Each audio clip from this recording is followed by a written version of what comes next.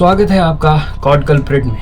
तो आज हम बात करेंगे एक ऐसे केस के बारे में जो आज के वक्त में भी दो फेज़ में बटा हुआ है। दो फेज़ कहे तो आज भी लोगों को लगता है कि ये केस शायद मर्डर केस हो, नहीं शायद तो नहीं कह सकते, बट मर्डर केस है। बट एक दूसरा पहलू इस केस का ये भी है कि लोग इसको एक पैरानॉर्मल एक्टिविटी के साथ भी जोड़ते हैं, और इसके साथ जोड़ने का इस केस के पीछे एक बहुत बड़ा राज भी है। तो आइए हम इस केस के बारे में जानते हैं कि केस क्या है, क्यों है और कब हुआ था। तो ये बात है 13 नवंबर 1974 की रात की, जब न्यूयॉर्क सिटी के एक छोटे से गांव एमिटीविले में एक छोटे से घर में एक परिवार जिसमें 7 लोग थे।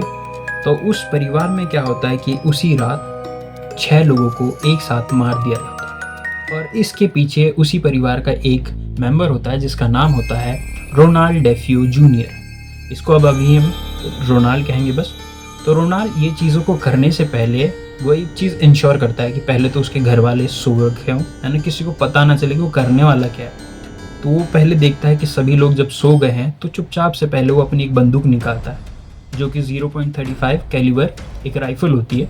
तो उससे वो क्या करता है, सभी लोगों को एक एक करके मार देता है, और इस तरह वो अपने घर के सभी लोगों को, जो कि 6 लोग थे, सबको एक एक साथ मौत की नींद सुला देता है, जिसमें उसके मम्मी पापा थे और 4 उसके भाई बहन थे। तो इस तरीके से उसने अपने फैमिली के टोटल 6 मेंबर्स को मार दिया था। अब ये सारी चीज़ें करने के बाद रोनाल्ड क्या करता है, वहाँ से भाग जाता है, और फिर कुछ ही दिनों में पुलिस को इस चीज़ के बारे में पता भी चलती है। फिर इसका जांच पड़ताल भी किया जाता है, और कुछ ही टाइम बाद रोनाल्ड पुलिस के हत्थे चढ़ भी जाता है। और जब रोनाल्ड से पूछताछ किया जाता है कि भाई तुमने ऐसा क्यों किया, 6 लोगों की मौत तुमने एक साथ कर दी, क्यों, क्या कारण था, क्यों किया तुमने ऐसा। तो उसने जो चीज़ें यहाँ पे कही वो बहुत ज़्यादा ही अजीब था। मतलब कि ये ऐसी बातें उसने कह दी कि पुलिस वाले भी इस चीज़ को बिलीव नहीं कर रहे थे कि ऐसा क्या है। बट जब उसने ये सारी चीज़ें बताई तो पुलिस वालों को कहीं ना कहीं लगा शायद ये मेंटली अनस्टेबल हो बंदा। तो रोनाल्ड ने क्या कहा कि एक बार तो उसने ये कह दिया कि ये मैंने अपने गुस्से में आके कर दिया सारी चीज़ें। बट जब उससे अच्छी तरीके से पूछा गया, फिर वो कहने लगा कि जो मेरा घर था, मेरे घर में ऐसा था कि मुझे कई तरह की आवाज़ें सुनाई देती थी, और वो आवाज़ें ऐसी थी कि मेरे को अंदर से ऐसे हर बार मेरे को ऐसा कहा जाता था कि ये काम करो, ये चीज़ तुम्हारे लिए सही है, मतलब कि सभी घर वालों को सबको मार। उस बंदे ने कहा कि मेरे को ये सारी चीज़ें सुनाई देती, और मैंने इसीलिए इन आवाज़ों से सुन के इन सारी चीज़ों को मैंने कर दिया। ये सभी चीज़ों को पुलिस वाले तो वैसे भी मानने वाले नहीं थे, तो उसे कोर्ट पे पेश किया गया, और कोर्ट ने भी इस चीज़ को माना नहीं और खारिज कर दिया, और उसको फाइनली उम्र कैद की सज़ा कर दी। और जब ये सारी चीज़ें हुई तो इसके बाद क्या होता है कि अब तो उसका घर खाली हो गया था, अब कोई रहने वाला नहीं था। तो 1 साल बाद सेम उसी घर पे एक और फैमिली आती है जिसका नाम लट्स फैमिली था, जिसमें 2 मेंबर थे, 2 कह लो, मतलब कि हेड ऑफ द फैमिली जो कहा जाता है वो थे, जिसका नाम था, एक का जॉर्ज, दूसरी का नाम था कैथी। ये दोनों हस्बैंड वाइफ थे। तो ये दोनों यहाँ पे अपनी फैमिली के साथ, टोटल फैमिली के साथ यहाँ पे शिफ्ट होते। वैसे इस घर में आने से पहले इन दोनों को इस घर के बारे में हर एक हिस्ट्री पता था, जैसे कि इस घर में हुआ क्या था, कब हुआ था, क्या हुआ था, सारी चीज़ें पता थी। बट उन लोगों को इस घर का जो प्राइस था बहुत ही कम मिल रहा था, तो उन लोगों ने सोचा कि यार छोटे प्राइस में, कम प्राइस में मिल रहा है, तो इस घर में जाने में क्या दिक्कत है। तो वो लोग इस घर में चुपचाप शिफ्ट हो जाते हैं। वो लोग कभी सोचे भी नहीं थे कि यार इस घर का जो एक हिस्ट्री है वो उनके लिए भी एक हिस्ट्री बना सकता है। उन लोगों ने इस सभी चीज़ों की चिंता नहीं की, और उन सभी ने यहाँ पे आके शिफ्ट कर लिया। अब क्या होता है कि यहाँ पे आए हुए उन लोगों को कुछ ही दिन होते हैं, उन लोगों को इस घर में पैरानॉर्मल चीज़ों की पैरानॉर्मल चीज़ें उनको एक्सपीरियंस होने लगते हैं। अब यहाँ पे वो लोग, अब ये जो लट्स फैमिली होती है, ये दावा करती है कि इन लोगों को पता चलता है, मतलब महसूस होता है कि उस घर में कुछ तो अलग है, कुछ तो है, उनके साथ है, वो सब भी है, बट उनके साथ भी और भी कोई चीज़ है। तो वो लोग दावा करते हैं कि यार उन लोगों को क्या होता है कि घर पे बहुत अजीब अजीब आवाज़ें आती है, जैसे कि किसी के फुसफुसाने की, या तो किसी के चलने की, या तो किसी के जो होता है ना, हर कोई, मतलब ऐसा कई मूवी सीन में भी दिखाया जाता है कि कोई गेट खटखटा रहा हो, ये भी सारी चीज़ें। और उन लोगों ने ये भी बताया कि जैसे कि कई बार दीवारों से दीवारों से ये देखा जाता है कि ग्रीन कलर की लिक्विड आ रही है। अब वो लोग, उन लोगों ने उसके बारे में पता करने की कोशिश की कि ग्रीन कलर का लिक्विड आ कहाँ से रहा, लेकिन उन लोगों को इस चीज़ के बारे में भी पता नहीं चला। और फिर बोलते हैं कि एक चीज़ जो इस केस के बारे में मेरे को लगा कि यार थोड़ा तो अलग था, कि वो कहने लगे कि इस केस में वो कहने लगे कि हर रात 3:15 पे उनके घर पे उसी घर पे एक घड़ी हुआ करती थी। तो वो घड़ी हर रात 3:15 पे हमेशा बजती थी। और इस चीज़ को मतलब कि वो पुराने वाले केस से जोड़ा इस तरीके से जा रहा था कि इसी टाइम पे रोनाल्ड ने अपनी फैमिली को मारा भी था।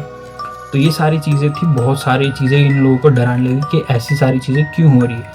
फिर यही सारी चीज़ों के साथ उन्होंने ये भी देखा कि उनकी जो बेटी थी वो किसी के साथ बातें करती थी।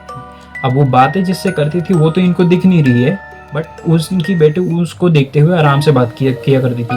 और फिर जब उससे पूछा गया कि तुम किससे बात करती हो बेटा, तो बोली कि मेरा एक दोस्त है जिसका नाम जॉर्डी है, मैं उससे बात करती हूँ। बट इन लोगों को दिखाई नहीं दिया।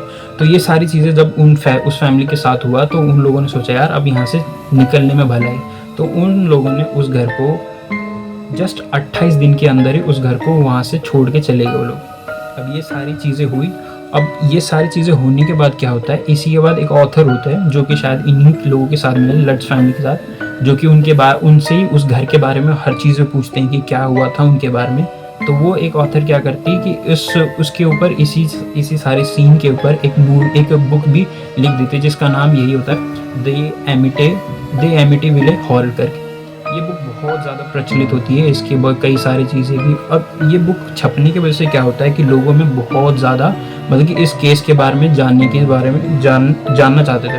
तो इसी के साथ क्या हुआ कि फिर ये केस बाहर आया लोगों के बीच में, और फिर लोगों ने इसके ऊपर कई सारी डॉक्यूमेंट्रीज भी बनाई, मूवीज़ भी बनाई।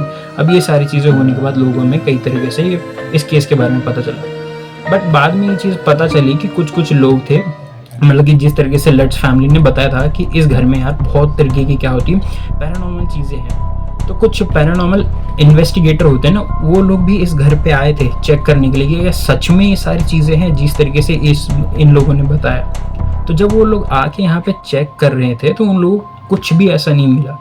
तो उन लोगों ने फिर बाहर जाके बताया कि जिस तरीके से ये फैमिली बता रही, लट्स फैमिली, कि इस घर में पैरानॉर्मल चीज़ है, ऐसा इस घर में कुछ भी नहीं है। और उन लोगों ने बोला कि ये जो फैमिली है ये बस एक क्या कहते हैं, एक पब्लिक स्टंट, या तो कह लो एक फेमस होने के लिए सारी चीज़ें कर रही है, जिससे कि उन्हें फेम मिले और कुछ पैसे, मनी, इन सभी चीज़ों के लिए उन लोगों ने ये सारी चीज़ें की। और इसी के साथ जब बाद में रोनाल्डो, जिसने इस केस को जिसने 6 बंदों को एक साथ मार दिया था, उससे भी पूछा गया, उसने खुद ये इसके बारे में बताया कि ये सारी चीज़ें, ऐसा उस घर में कुछ भी नहीं है, ये सारे लोग ये जो भी कर रहे हैं ये सब बस एक फेमस होने के लिए कर रहे हैं, पॉपुलैरिटी और कुछ पैसा कमाने के लिए कर रहे हैं, ऐसा उस घर में कुछ भी नहीं है। तो ये सारी चीज़ें थी इस केस के बारे में। बट आज भी लोगों के बीच में क्या है कि इस केस के बारे में बहुत ज़्यादा कन्फ्यूजन है कि ये केस था क्या। मतलब कि आज भी लोग सोचते हैं, वो मूवीज़ वगैरह भी कई सारी चीज़ें हैं, तो आज भी लोग सोचते हैं कि ये केस मतलब पैरानॉर्मल चीज़ें थी, ये क्यों हुआ था। और बल्कि आज के टाइम पे भी ये भी नहीं पता ना कि उस बंदे ने, जैसे रोनाल्डो ने जो अपनी फैमिली को मारा था 6 बंदों को, तो उसका एक सही कारण किसी को पता नहीं चला कि वो क्यों हुआ था, क्या हुआ था, क्यों, कुछ सही रीज़न पता नहीं चला था। तो लोगों को फिर भी ये लगता है कि शायद हो भी सके, शायद सच में उसको कहीं ना कहीं से कोई आवाज़ आती थी, तो इस वजह से उसने इन सभी चीज़ों को किया था। तो आज के लिए बस यही था, और थैंक यू।